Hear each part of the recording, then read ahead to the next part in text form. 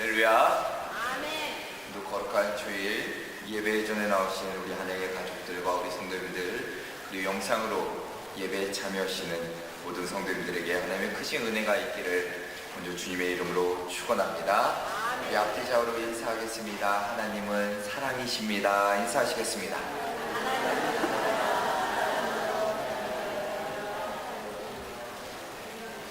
먼저 귀한 찬양에 감사를 드립니다. 꼭 짠 것도 아닌데 오늘 말씀의 제목과 어울리는 마귀들과 싸울지라 라는 제목으로 찬양해 주셨는데 참 귀한 찬양입니다.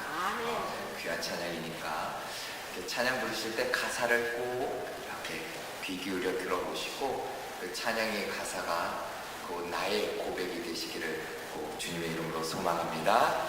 오늘 말씀의 제목은 거룩한 몸부림입니다. 제목부터가 비장하지요. 비장한 말씀입니다. 네. 자, 성경에 기록된 수많은 인물들을 보면 신앙의 본이 되고 닮아야 할 인물들이 있는 반면에 하나님께 불순종하고 대적한 인물들도 상당히 많이 기록되어 있습니다. 심지어 한나라의 왕들도 예외는 아닙니다. 하나님을 대적한다는 것은 단순히 하나님께 내가 싸움을 건다는 의미가 아닐 것입니다.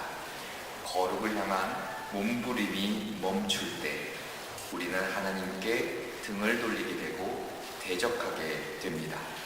신앙이란 무엇일까 곰곰이 생각해보면 거룩을 향한 끊임없는 몸부림이라 정의할 수 있습니다. 이 몸부림은 내 안에 있는 죄성과 늘 싸우는 것이고 하나님의 뜻을 붙들기 위한 몸부림이라 할 것입니다. 이 몸부림이 사라질 때 우리의 신앙은 쉽게 무너질 수밖에 없습니다. 오늘날 많은 성도들이 죄를 짓기 때문에 하나님을 대적하는 것이 아니라 거룩을 위한 몸부림이 없기 때문에 죄 가운데 살아가는 것입니다. 신앙을 타협하고 스스로를 정당화하고 하나님의 임재보다 세상의 흐름에 적응하려 합니다. 불현듯 우리 안에서 몸부림이 사라지는 것을 느낄 때 우리는 하나님을 점점 멀리하고 있음을 깨닫게 됩니다. 오늘은 존 웨슬리 회심 기념주일로 지킵니다. 특별히 존 웨슬리 목사님의 생애를 돌아보는 절기이기도 합니다. 그래서 잠깐의 설교의 서론 부분에 함께 존 웨슬리 목사님에 대해 나누려고 합니다. 우리가 잘 아는 존 웨슬리 목사님은 18세기 영국을 대표하는 신학자이자 부흥가이고 설교자입니다. 감리교의 창시자이죠.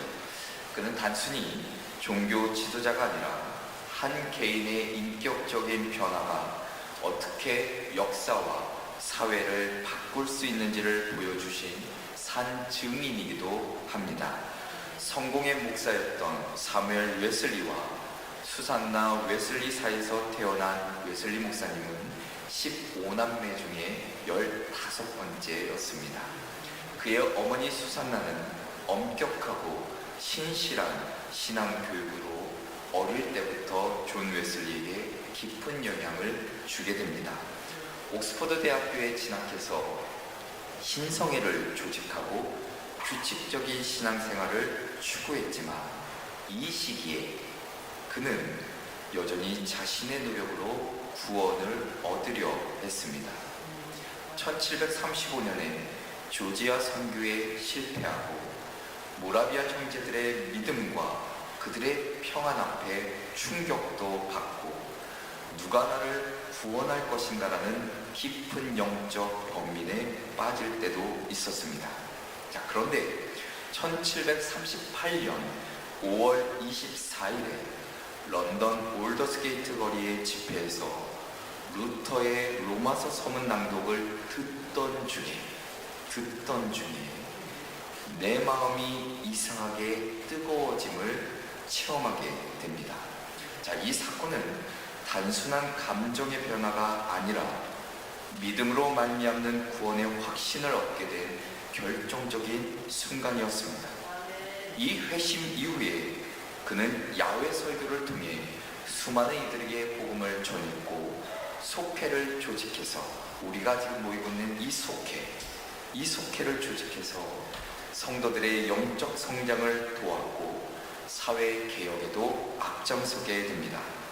그의 삶은 곧 체험적 믿음이었고 실천적 사랑이었고 사회적 책임이었습니다. 그가 남긴 말 중에 여러 가지 명언이 있는데 그 중에 하나가 세계는 나의 교구이다 라는 말씀입니다. 복음을 들고 어디든 가겠다는 선교적 열정이 담겨져 있습니다. 그리고 우리가 너무나도 많이 들으셨던 죽기 직전에 바로 그때 남긴 말, 무엇보다 가장 좋은 것은 하나님이 우리와 함께 계시는 것이다 라는 그 말을 남기게 됩니다. 그의 평생을 지탱했던 믿음의 고백이기도 합니다. 자, 오늘 본문 골로새 교회를 보면 에바브로에 의해 세워진 건강한 교회였습니다. 그런데 어느 순간에 영지주의자들과 거짓 철학자들이 교회 안에 들어오게 됐고 예수 그리스도의 구속 사역을 약화시키고 천사 숭배와 율법주의를 주장하게 됩니다. 자, 바울이 바로 옥중에서 이 소식을 듣고 탄식하며 골로새 교회에 편지를 보내게 됩니다. 자, 오늘 말씀 첫 시작은 이렇습니다. 그러므로 너희가 그리스도 예수를 주로 받았으니 그 안에서 행하되 라고 말씀하시죠. 자, 받았다는 말, 예수를 영접했다는 의미가 아닙니다. 전통과 가르침, 권위를 진리로 받아들였다는 의미이죠. 그렇기에 그 안에서 행하라는 것은 삶의 모든 뿌리, 방향, 행동을 예수 그리스도 안에 두라는 명령이기도 합니다. 자, 오늘 이 말씀의 시작이 바로 비장한 명령으로 시작하는데 웨슬리 목사님이 그토록 치열하게 경험했던 회심 이후의 삶 역시도 바로 오늘 말씀 안에 담겨져 있습니다. 오늘은 웨슬리 회심 287주년을 기념하는 주일입니다. 그날의 뜨거운 체험은 개인적 구원을 넘어 영국 사회와 전 세계 교회의 부흥의 불길이 되었습니다. 자, 그런데 그 불길은 결코 감정적인 열정만으로 타오르지 않았습니다. 끊임없는 몸부림이 있었고 회개의 눈물이 있었고 복음에 대한 절대적인 헌신이 있었습니다.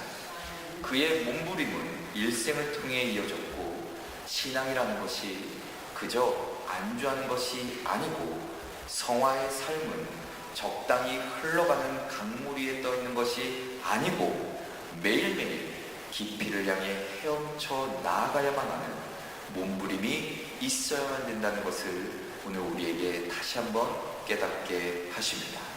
우리는 분명 말씀을 들어가기에 앞서 물으셔야 합니다. 내가 마지막으로 신앙의 몸부림친 때가 언제였을까? 나는 세상에 적응하며 여전히 안일하게 살아가고 있지는 않은가? 내 안에 뜨겁게 타올랐던 그 회심의 체험, 그 첫사랑이 여전히 내 안에 살아있는지, 거룩을 향한 몸부림이 사라지는 순간 우리의 신앙은 무너지게 됩니다. 웨슬리처럼, 바울처럼 오늘 우리도 다시 이 회심의 은혜로 돌아가기를, 오늘 말씀을 통해 우리의 신앙을 지키기 위한 거룩한 몸부림이 무엇인지를 살펴보고 함께 은혜를 나누며 결단하기를 간절히 소망합니다. 첫 번째는 그리스도 안에서 뿌리 내리는 몸부림입니다. 그리스도 안에서 뿌리 내리는 몸부림. 자, 오늘 본문 6절의 말씀은 이렇게 시작합니다. 다시 한번 보면 너희가 그리스도 예수를 주로 받았으니 그 안에서 행하되 라고 말씀합니다. 자, 두 가지의 동사, 중요한 동사가 기록되어 있는데 그 중에 하나는 바로 주로 받았다 라는 것이고 또 하나의 두 번째 동사는 바로 행하되입니다. 자, 주로 받았다라는 표현은 단순히 내가 예수님을 지식적으로 알았다라는 의미가 아닙니다. 인격적으로 받아들였다라는 뜻을 지니고 있고, 초대교회에서는 바로 이 말씀을 사도적 가르침, 그 전통을 계승한다라는 의미도 담겨져 있습니다. 자, 그러니까 조금 쉽게 얘기하면 예수 그리스도를 지식이나 감정의 차원이 아니라 내 삶의 주인으로 모신 것이 바로 이 주를 주로 받았다라는 뜻입니다. 따라서 바울이 이야기하는 겁니다. 너희들 주로 받았으면 그 안에서 행하라. 자, 행하다는 중요한 의미가 또 담겨져 있습니다. 행하다는 것은 바로 걸어가다라는 일상적인 동사입니다. 자, 성경에서는 삶 전체의 방향, 그 태도를 상징하는 단어가 바로 이 행하다라는 뜻 안에 있습니다. 그리스도를 주로 영접했다면, 자, 이제는 예수 그리스도 안에서 삶의 모든 영역을 그 말씀에 따라 살아가기로 내가 결단하겠다라는 선언이 담겨져 있는 겁니다. 그리스도 예수 안에서 내가 생각하고 느끼고 판단하고 결정하고 그분의 기준으로 세상을 바라보며 걸어가는 것, 이것이 바로 진정한 그리스도인의 삶이라 우리에게 말씀해주고 있습니다. 자, 그러면서 7절의 명어가 아주 중요한 또 다른 동사 4가지를 우리에게 들려줍니다. 자, 오늘은 꼭 공부하는 것 같지만 그럼에도 불구하고 이 안에도 은혜가 있습니다. 잘 들어보시면 됩니다. 4가지 중요한 단어가 있는데, 자, 그 안에서 뿌리를 박으며, 세움을 받아, 교훈을 받은 대로 믿음에 굳게 서서, 감사함을 넘치게 하라. 4가지 말씀드렸죠? 그 안에서 뿌리를 박으며, 세움을 받아, 교훈을 받은 대로 믿음에 굳게 서서, 감사함을 넘치게 하라. 자, 이 표현을 묵상하면 이 단어가 주는 아주 놀라운 의미가 하나 있습니다. 무슨 말이냐면 이 동사 안에는 계속 진행형입니다. 현재 흔히 좀 어려운 말로 현재 분사형이라고 얘기하는데 지속적인 상태를 나타냅니다. 그러니까 내가 그렇게 살기로 결단했다, 이렇게 이례적으로 끝나는 것이 아니라 평생 동안 그 영적인 몸부림을 우리에게 명령하고 있는 겁니다. 자, 이 4가지의 동사 중에 앞에 3가지, 뿌리를 박고 세움을 받아 굳게 서서, 이거는 우리가 할 수 있는 게 아닙니다.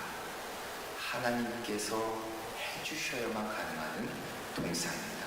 자, 뿌리를 박는 것도 세움을 받는 것도, 내가 믿음에 굳게 설 수 있는 것도 내 능력으로 가능한 것이 아니라 누가?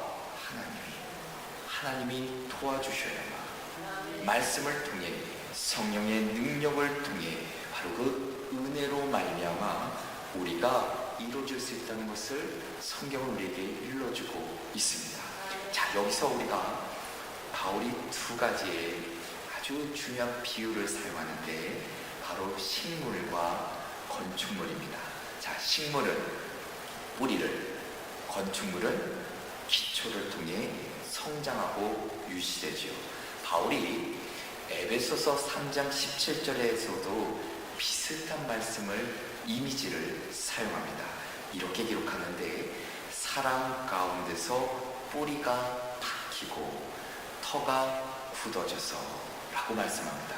자, 우리가 우리 사회를 가만히 보면 자, 빠르고 아주 화려한 열매, 그것만을 맺기를 원하지만 바울은 지금 보이지 않는 곳, 깊이 내려야 할 뿌리, 그 기초를 강조하고 있는 겁니다.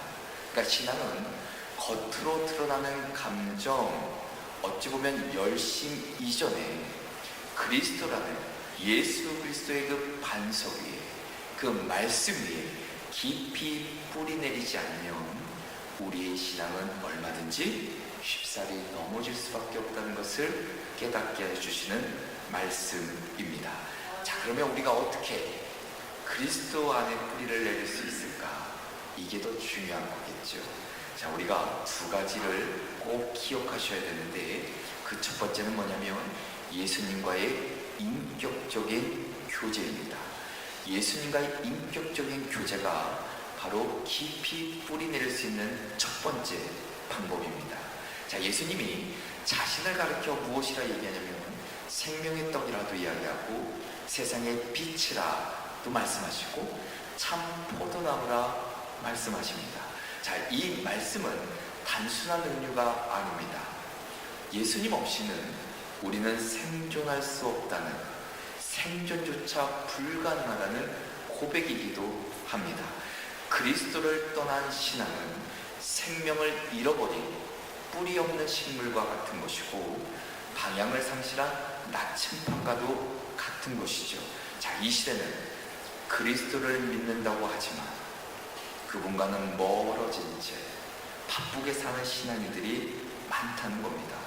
기도 없는 믿음, 말씀 없는 하루, 경건 없이 흘러가는 시간들, 그러다 보면 우리의 신앙은 점점 메말라가는 것이고 외형적인 껍데기는 남고 내적인 나의 신앙, 생명력은 사라진다는 겁니다.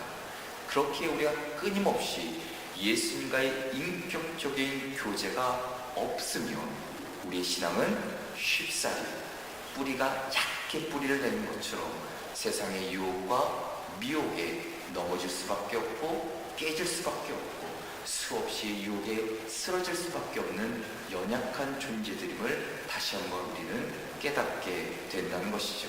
그리고 또 하나, 두 번째는 교회 공동체 안에 믿음의 뿌리를 내릴 것을 말씀해주고 있습니다. 자, 왜 교회 공동체가 중요한가? 그리스도 안에 뿌리 내리는 삶은 결코 혼자서 완성될 수가 없습니다. 신앙은 개인적인 결단으로 시작하지만 공동체 안에서 자라납니다. 그래서 바울은 교회를 그리스도의 몸이라 부르지요. 그리고 우리는 그 지체라 말씀합니다. 몸에서 떨어진 지체는 결코 온전히 생존할 수가 없습니다. 오늘날을 보면 어떻습니까? 공동체보다 개인을 더 앞세우지요. 예수는 좋은데, 예수님은 괜찮은 것 같은데 교회는 싫어. 그런 말도 우리는 듣기도 합니다. 자, 그런데 신약성경 어디에도 공동체 밖의 신앙은 존재하지 않았습니다. 하나님은 우리가 공동체 속에서 말씀을 배우고 함께 기도해주고 서로를 붙들고 위로해주고 다독여주고 이끌어주기를 원하신다는 것이죠. 때로는 교회 안에서 상처도 경험할 때 있습니다. 갈등도 겪지만 그런 시간조차도 하나님은 우리의 믿음을 다듬는 시간이 될 것이고 인격을 세우는 도구로 사용하신다는 것입니다. 그래서 우리가 늘 공동체 안에서 말씀 묵상과 나눔의 자리 놓치지 말아야 된다는 것이죠. 예배의 자리 반드시 나와야 된다는 겁니다. 함께 교제하고 서로의 신앙을 격려하고 서로를 위로해주고 기도해줄 때 우리는 예수 그리스도라는 그 몸, 그 지체 안에 우리는 온전히 뿌리 내릴 수 있다라는 겁니다. 그럴 때 우리의 신앙은 흔들리지 않고 열매를 맺게 된다는 것이죠. 자, 오늘 우리가 반드시 기억해야 되는 것, 예수 그리스도 안에 뿌리 내리는 일은 한순간에 결코 완성될 수가 없습니다. 매일의 몸부림과 훈련을 통해 깊어질 수 있다는 것을 우리는 잊지 말아야 합니다. 웨슬리 목사님처럼 철저하게 매일의 삶 가운데 말씀을 묵상하고 기도하고 늘 그 속회와 공동체 안에서 연합하고 서로를 격려하고 말씀으로 이끌어주는 그때에 바로 그들의 삶이 조금씩 어제보다 오늘 조금 더 예수 그리스도 안에 뿌리 내리며 살아갈 수 있다는 것을 잊지 마시고 마지막까지 우리가 그리스도 안에 뿌리 내리며 살아가시는 저와 여러분 되시기를 주님의 이름으로 축원합니다. 두 번째는 세상 철학과 어둠을 이기는 몸부림입니다. 세상 철학과 어둠을 이기는 몸부림. 자, 오늘 8절의 말씀을 함께 보실 텐데 8절의 말씀에 이렇게 기록합니다. 누가 철학과 헛된 속임수로 너희를 사로잡을까 주의하라. 이것은 사람의 전통과 세상의 초등학문을 따름이요 그리스도를 따름이 아니니라 말씀해주고 있습니다. 자, 오늘 본문에서 사도 바울이 교회를 향해, 더 나아가서 우리를 향해 아주 강력하게 경고하고 있는데, 자, 사로잡을까 주의하라. 어찌 보면 전쟁에서 포로를 사로잡듯이 잡아가는 것을 뜻하는데, 곧 우리의 생각과 우리의 영혼이 알지 못하는 사이에 정말 순식간에 이 세상의 거짓 사상과 헛된 철학에 사로잡힐 수 있다는 것을 경고하고 있습니다. 자, 바울 당시에 골로새 교회에 수많은 철학과 율법주의, 금욕주의, 천사 숭배 아주 교묘히 혼합되어 있었습니다. 겉으로 보았을 때는 대단히 지혜롭게 보일 때도 있었고 경건해 보일 때도 있었습니다. 그런데 실상은 그리스도의 복음, 예수 그리스도의 복음이 점점 흐릿해져만 갔습니다. 자, 오늘날도 마찬가지죠. 세상의 철학, 이념, 사상, 물질 만능주의, 성공주의는 여전히 성도들의 마음을 빼앗아 간다는 것이죠. 어느 순간 우리도 그것에 물들어서 만약 그것이 참 좋은데, 좀 이건 괜찮은 것 같은데 라고 생각하며 우리도 점점 물들어가는 겁니다. 자, 오늘 말씀의 8절의 말씀에 세 가지 차원에서 우리에게 도전을 주십니다. 그 첫 번째는 헛된 철학과 인간 중심 사상의 유혹에서 벗어날 것을 말해주고 있습니다. 자, 철학이라는 것은 무엇입니까? 뭐 좋은 말로 하면 좋은 사상이지만 인간 중심의 사상을 가리킵니다. 당시 스토아 철학이든 플라톤주의든 영지주의든 인간의 이성 절대화시켰습니다. 구원을 지식이나 금욕을 얻는다고 가르쳤습니다. 오늘날 우리는 비슷한 메시지를 다양한 방법으로 접합니다. 야, 너 안에 너의 생각이 틀리지 않아. 너의 스스로의 잘못된 판단이 그렇지 않아. 너 자신을 믿어라. 네가 합리적이고 이성적으로 판단하는 것, 그것은 결코 틀리지가 않는단다. 신앙보다 우리의 지식, 우리의 경험이 더 중요시 여기는 시대를 살아가고 있다는 것이죠. 자, 그런데 이 모든 메시지들은 그리스도 없이, 예수 그리스도 없이 인간의 이성을 절대화하려는 시도이죠. 자, 이런 철학들은 결국 우리를 예수 그리스도부터 멀어지게 만들고 진리로부터 벗어나게 합니다. 자, 철학 자체가 문제가 아니라, 철학이 나쁜 것이냐 그것을 이야기하는 것이 아니라 그리스도를 중심에 두지 않는 철학이 문제인 겁니다. 예수 그리스도를 내 마음 중심에 두지 않는 사상이 문제인 거예요. 어떤 주의가 문제인 겁니다. 자, 그리고 두 번째는 바로 세상의 초등학문을 이야기하고 있습니다. 바울이 세상의 초등학문을 따르는 것을 지적하고 있습니다.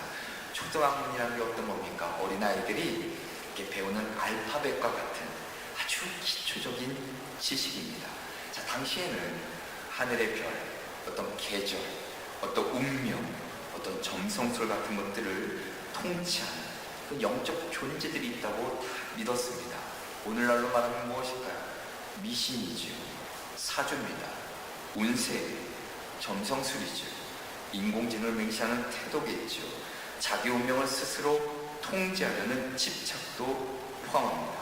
바울은 이것을 유치한 세상적인 초등학문이라 말합니다. 그리고 마지막 세 번째는 그리스도를 따르라 말해주고 있죠.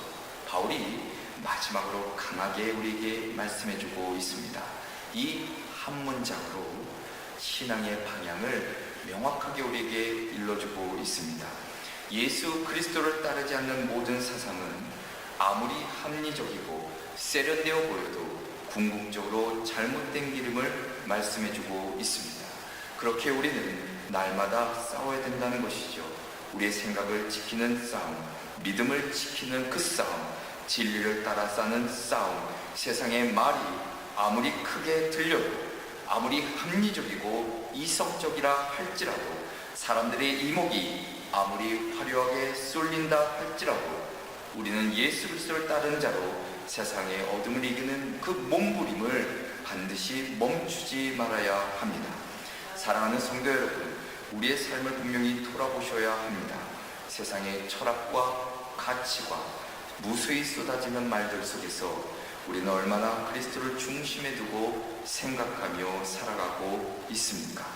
오늘 바울의 경고는 단순한 지식 전달이 아니라 영혼의 각성과 결단을 촉구하는 외침이기도 합니다. 철학과 헛된 속임수로 너희를 사로잡을까 주의하라 말씀해주고 있습니다.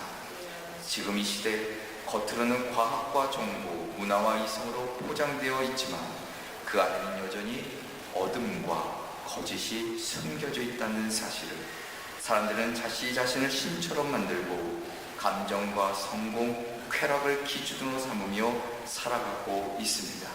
이때에 바울이 우리에게 외치고 있는 겁니다. 그리스도를 따름이 아니다 라고 말씀해주고 있는 겁니다. 이 한마디를 다시 한번 우리의 마음에 새기며 세상의 거센 철학과 헛된 말들 앞에서 휘둘리지 않고 오로지 진리를 붙드는 그 몸부림으로 말씀을 따라가는 그 몸부림으로 예수 그리스도를 따르려는 거룩한 몸부림으로 살아내시기를 주님의 이름으로 축원합니다. 끝으로는 십자가와 부활을 붙드는 몸부림입니다. 십자가와 부활을 붙드는 몸부림.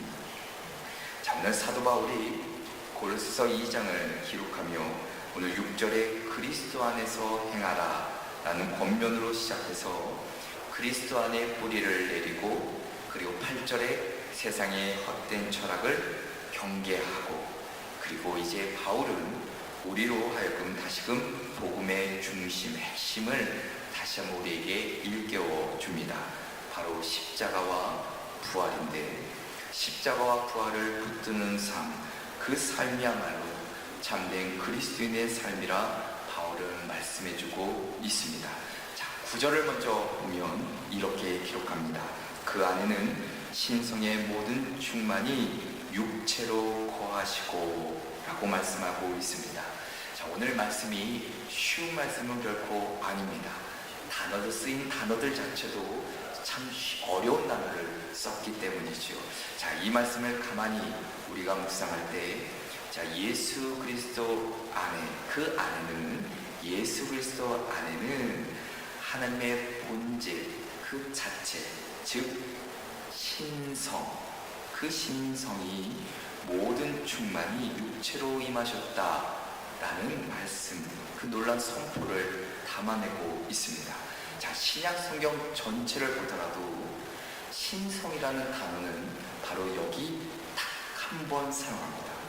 그만큼 바울은 분명히 이것에 대해 강조하고 있는데, 자, 예수님이 단순히 선생이나 어떤 랍비나 지도자, 교훈자가 아니라는 것이죠.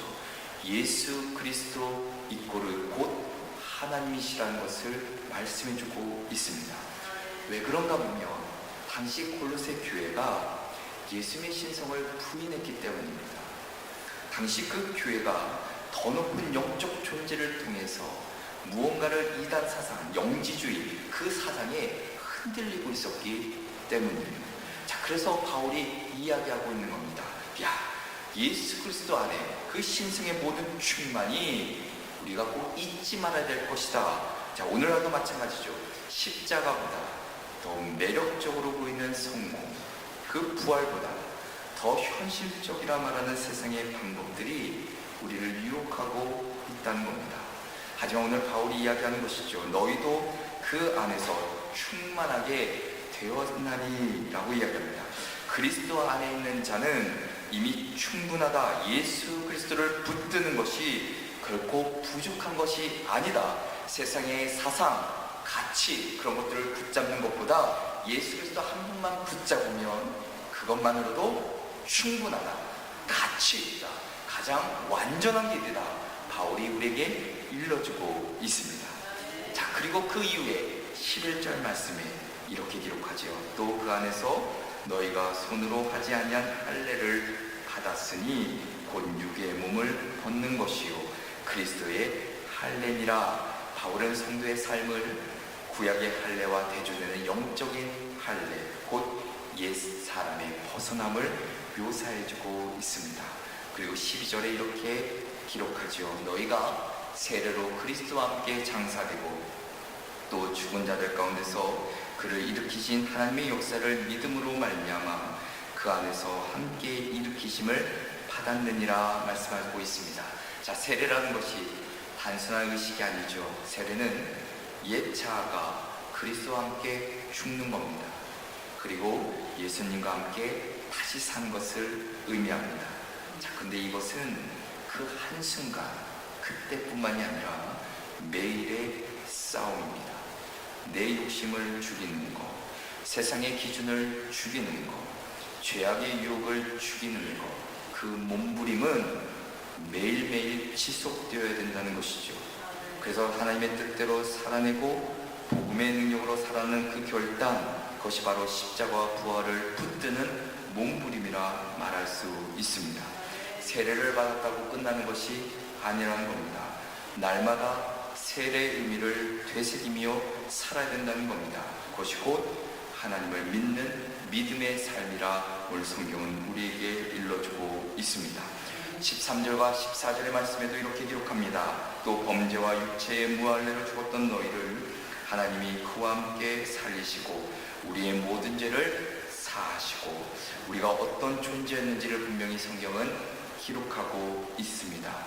범죄함으로 말미암아 죽었던 자들, 아무 소망도 없고 스스로는 다시 일어날 수 없는 존재들, 그런 우리를 하나님께서 그리스도와 함께 살리셨다. 자, 오늘 어떻게 살리셨는가? 성경은 우리에게 놀라운 이야기를 들려줍니다. 14절에 우리를 거스르고 불리하게 하는 법정으로 쓴 증서를 지우시고 제하여 버리사 십자가에 못 박으시고, 죄의 문제를 거스르고 불리하게 하는 법정으로 쓴 증서라고 비유합니다. 자, 고대 사회에서 빚을 진 사람에게 그 자들에게 쓰여지는 공식 문서입니다. 파기할 수 없는 채무 증서를 말합니다. 자, 그런데 바울은 이 채무 문서를 십자가에 못 박아 없애버렸다라고 선언합니다. 그리고 하나님이 우리에게 자유를 주시는데 15절 마지막 절에 통치자들과 권세들을 무력화하여 드러내어 구경거리로 삼으시고 십자가로 그들을 이기셨느니라. 오늘 통치자들과 권세자들이 등장하지요. 악한 영적 세력, 정치 권력자들을 넘어서 고대 로마에서 전쟁에 승리한 장군들이 이렇게 포로들을 사로잡아 도시를 행진시키며 구경거리로 만들었는데, 자, 바울이 이야기하는 겁니다. 예수님이 십자가에서 악의 세력을 정복하시고 이제 그것들을 수치스럽게 패배자들로 만드셨다라고 우리에게 들려주는 겁니다. 그런 십자가는 패배 상징이 아니라 십자가는 모든 악한 세력, 사탄의 권세, 죄와 죽음의 세력을 무장해제시키시고 승리하신 그 자리라 할 것입니다. 우리가 지금 십자가와 부활을 붙들고 살아가야 하는 이유가 바로 여기에 있습니다. 우리의 신앙은 십자가에 주신 예수 그리스도와 함께 죽고 그분의 부활로 다시 살아나는 매일의 몸부림이라 말할 수 있습니다. 이 몸부림은 결코 쉬운 길이 아닙니다. 그러나 그 길 끝에는 생명과 승리가 있음을, 그 길 끝에는 참된 자유와 충만함의 은혜가 있다는 것을 잊지 마시고 다시 한번 십자가를 붙들고 부활의 소망을 붙잡으며 살아가시는 저와 여러분 되시기를 주님의 이름으로 축원합니다. 기도하겠습니다. 하나님 아버지, 오늘도 주의 말씀 앞에 서게 하시니 감사를 드립니다. 우리를 구원하신 예수 그리스도 안에 굳게 서게 하시고 거룩한 몸부림으로 살아가도록 인도하여 주시옵소서. 주님 안에 깊이 뿌리 내리는 믿음을 주시고 세상의 거짓 철학과 헛된 유혹을 이기게 하시며 십자가의 능력과 부활의 생명을 날마다 붙드는 은혜를 더하여 주옵소서. 주님께서 도우실 줄로 믿고 주 예수 그리스도의 이름으로 기도합니다. 아멘.